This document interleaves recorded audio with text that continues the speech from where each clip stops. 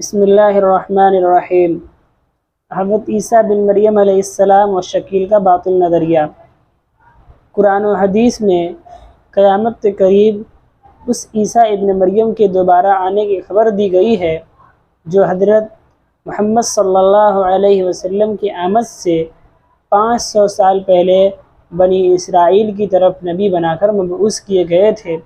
پھر اللہ تعالیٰ نے اپنی قدرت کاملہ اور حکمت بالغہ کے تحت انہیں آسمان پر اٹھا لیا اور انہی کو دوبارہ فتنہ دجال کے خاتمہ کے لیے آسمان سے نازل کرے گا۔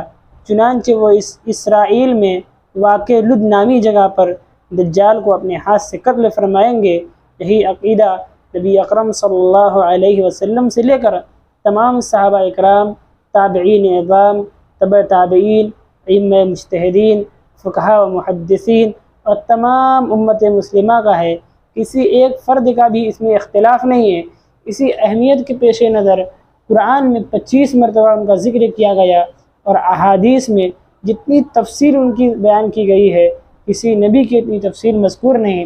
لیکن مرزا قادیانی کی طرح شکیل بن حنیف نے بھی امت مسلمہ کے اس متفقہ عقیدہ کا انکار کیا اور خود جیلی عیسیٰ بن کر دنیا کو گمراہ کرنے کے لیے اپنی مسیحیت کا ڈمرو بجانے لگا۔ قرآن و حدیث میں حضرت عیسیٰ علیہ السلام کی جو پہچان ہمیں بتائی گئی ہے شکیل اس سے بالکل خالی ہے۔ حضرت عیسیٰ علیہ السلام بنی اسرائیل کی طرف رسول بنا کر بھیجے گئے تھے۔ انہوں نے ان کی نبوت کا انکار کر کے قتل کرنے کی سازش کی اور دوسرے آدمی کو سولی پر چڑھا کر اپنے گمان میں عیسیٰ علیہ السلام نے قتل کا شور مچا دیا۔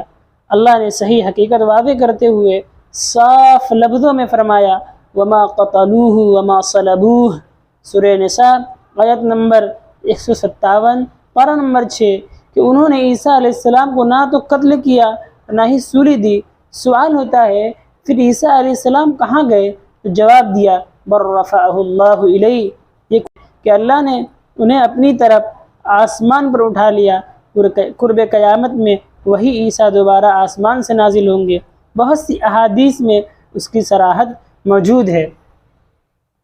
حدیث میں پیدائش کے بجائے دوبارہ واپسی کا ذکر ہے۔ شکیل کے نظریے پیدائش کے برخلاف عیسیٰ کی دوبارہ واپسی کا ذکر صراحت کے ساتھ حدیث شریف میں ہے۔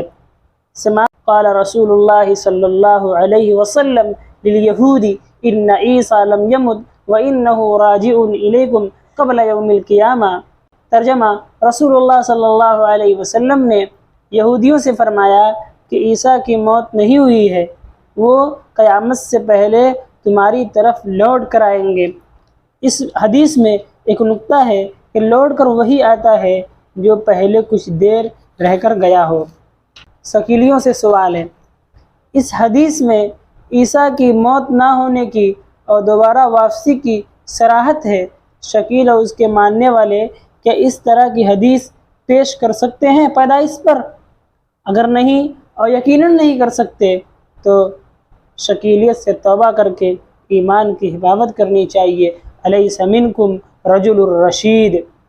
حدیث نمبر 2، حتی اتی السماء الثانیۃ فاستفتح قیل من ھذا قال جبرائیل قیل ومن معک قال محمد قیل وقد ارسل الیہ قال نعم فلما خلصت فاذا یحییٰ وعیسیٰ۔ بخاری جلد نمبر 1 صفحہ 487 اور 488، مسلم جلد نمبر 1 صفحہ 91۔ ترجمہ: واقع معراج کا ذکر کرتے ہوئے فرمایا گیا یہاں تک کہ وہ دوسرے آسمان پر پہنچے، پس دروازہ کھولنے کو کہا۔ پوچھا گیا کون؟ جواب دیا جبرائیل۔